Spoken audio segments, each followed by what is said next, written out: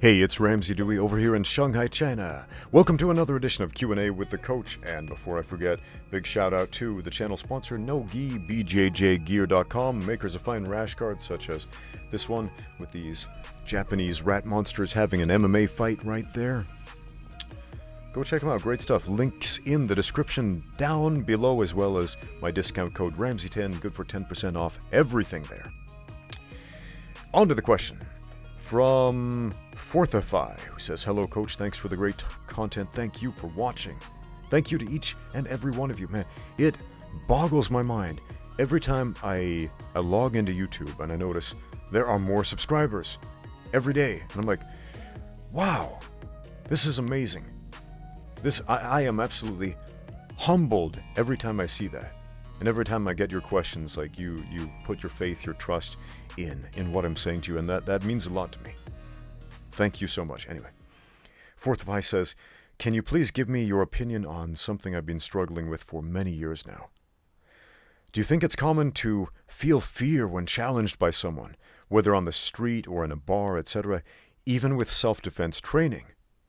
I have a black belt in Japanese Jujitsu, and I seem to attract aggressive people. I'm not sure why, but I never feel confident when these confrontational situations come about. Fear seems to be my first emotion, and I can't help but feel like a coward for feeling that way. I've tried to deal with it, but it's always there. In the times when I've resolved situations through talking or reasoning, I felt like a total fraud, as well as a coward, and like I don't deserve my belt. I've even considered giving it back. Do you think it's common to feel this way? Thank you very much for your time and your help." All right, Fortify, yeah, it is really common to feel that way.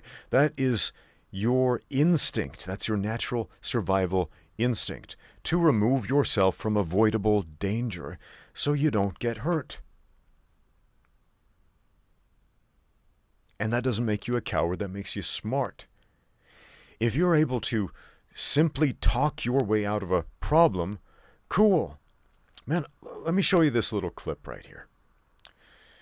Trigger warning for people who don't like violence, because this gets violent. These guys start to fight. They start to throw punches and kicks, and one of them gets hurt. Let's take a look. All right.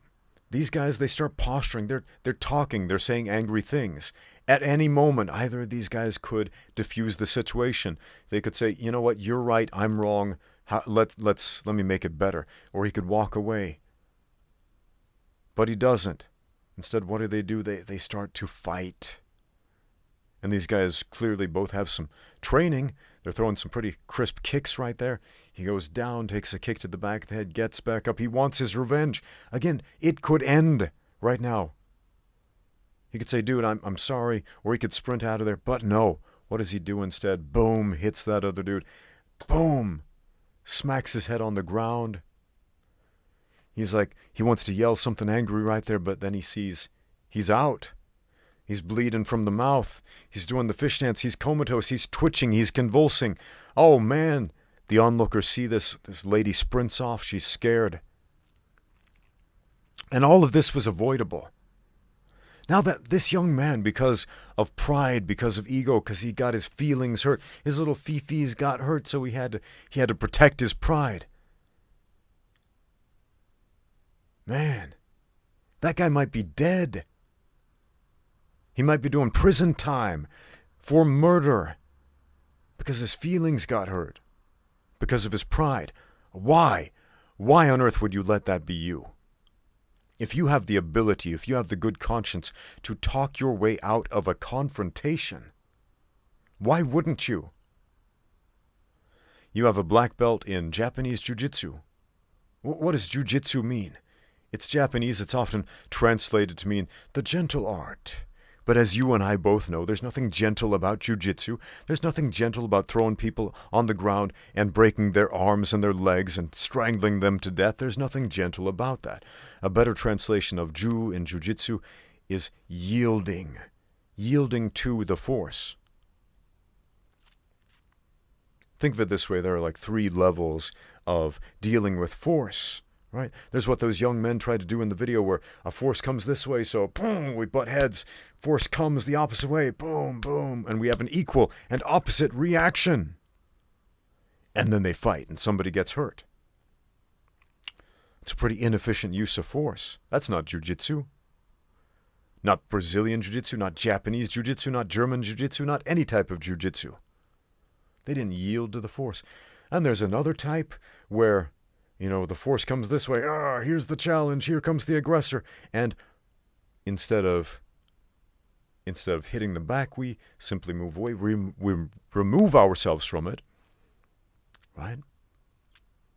That may be part of Jiu-jitsu, and it's definitely the most effective self-defense. And then there's the yielding force, where somebody comes in here and instead of hitting back, what do? We yield to it.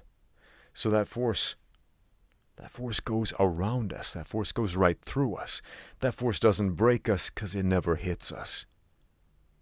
We deflect it. That's Jiu-jitsu. Every type of Jiu-jitsu. Nihon Jiu-jitsu, Goshin Jiu-jitsu, Budoshin Jiu-jitsu, BJJ, JJJ, 10th Planet Jiu-jitsu, whatever Jiu-jitsu you do, that is the principle behind it. The yielding force, the yielding art, the yielding way. Okay?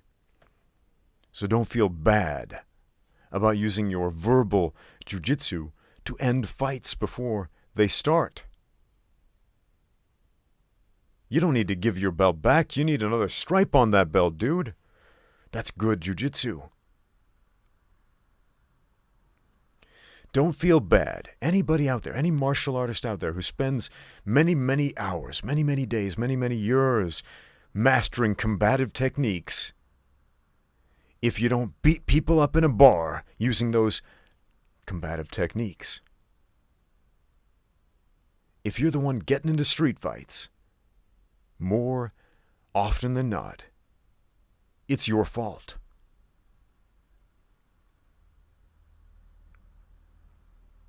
More often than not, it's your fault. Is it scary? And should you feel bad for being scared because of a confrontation? If someone challenges you like, hey, you punk, get over here, I'm going to fight you, I'm going to beat you up, you suck and I'm awesome. People shout angry words at us. Yes, that's a natural response to feel like, oh man, what's going on here? This is demoralizing. He's demoralizing me. Yeah, that's a natural response to somebody trying to demoralize you. You want to get away from that. Remove yourself from that negativity. That's normal. That's natural. That's your body. That's your soul telling you, don't spend your time. Don't waste your time around this crap. Get away from it. You don't need that in your life. Is it normal to feel nervous and scared when there is imminent danger? Yeah. That's normal. Every animal on planet Earth who has survived the test of time experiences fear, and they are driven by fear, and they survive by fear. That's what keeps them alive as a species. That is what has kept us alive as a species, is our fear. Fear is a gift, man. It is a gift. I remember listening to an interview with Tito Ortiz, where he said before every one of his fights in the UFC, he would go backstage and find a place where he could be by himself, and he would cry. He would just bawl his eyes out because he was so scared. And then he would go out there and he would fight, and he would look like a monster. He'd look like a beast. And nobody would have ever thought, oh, that's a guy who was just crying backstage. That's a guy who was just scared backstage, because we tend to poo-poo that, oh, men can't cry. Real men can't be afraid. Real men are machines without feelings. No, dude, you're a human, and you have feelings, and you have them for a very good reason. You have fear for a very good reason. That fear keeps you alive. That fear keeps you well. That fear keeps you from doing stupid things. Take, for example, a professional fighter. If a professional fighter knows what fighting is, if they know what they're about to do when they step in that cage, they will be experiencing anxiety and fear. That's normal. You're not a bad fighter. You're not a bad martial artist if that happens. That keeps you alive in the fight. That keeps you on point in the fight. That means when the other guy's trying to punch you in the face, you're going to move out of the way. You're going to block it. You're going to parry it. You're going to slip it. You're going to shoot under him and level change and put him on his back with a double leg, something like that. You're going to weaponize that flinch response. And you're going to be a better fighter because of it. But if you don't have fear, and I've seen this from some first-time fighters. They go out there and they have there's this movie playing in their head about how it's supposed to play out.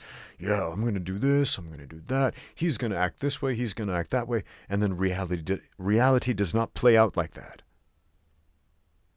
And they stand still when they should be moving. They get hit when they shouldn't be getting hit because they're not feeling the fear. They've never had that context of experience before because they don't believe it's real yet.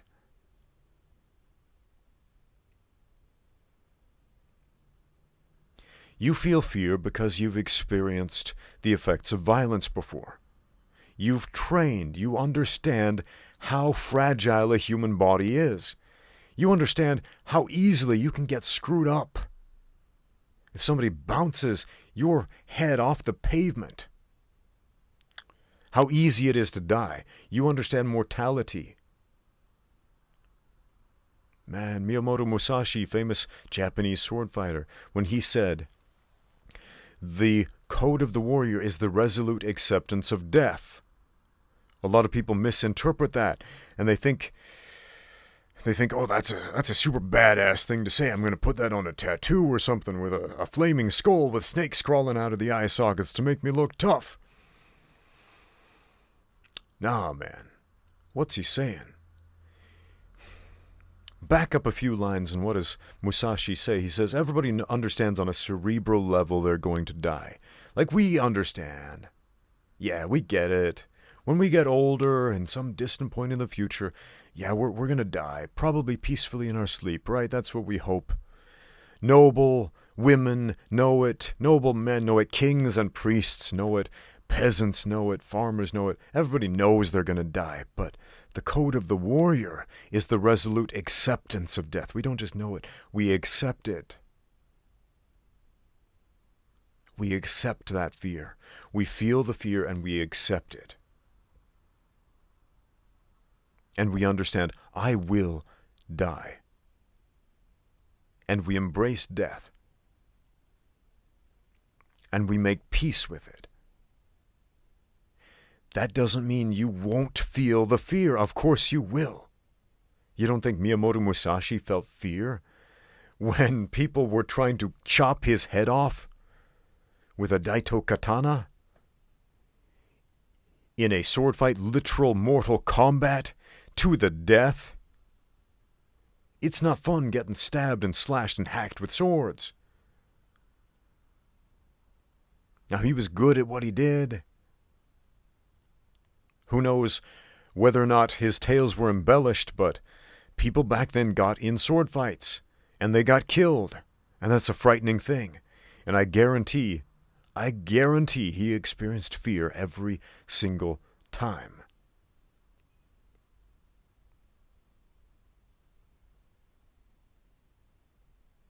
And you might be thinking, well, nobody will know my name if I don't go out there and have 20 duels to the death, or 30 duels to the death, or 80 or 70 or whatever Musashi had. No, man, you don't need that. This isn't old-timey Bushido culture. You are not a samurai. You are not a ronin. You're a guy who lives in a civilization that has access to YouTube. You're a guy who knows better. You're a guy who understands what to do with that fear. Somebody challenges you. Maybe you could beat that guy in a fight. And maybe he'll shank you with a knife while you're trying. But you have had the foresight and the wisdom to talk your way out, to use the yielding force of Jiu-jitsu to solve that problem without getting hurt. Where's the problem there? Don't give that belt back. You deserve a promotion, my friend. Thanks for watching. Now get out there and train.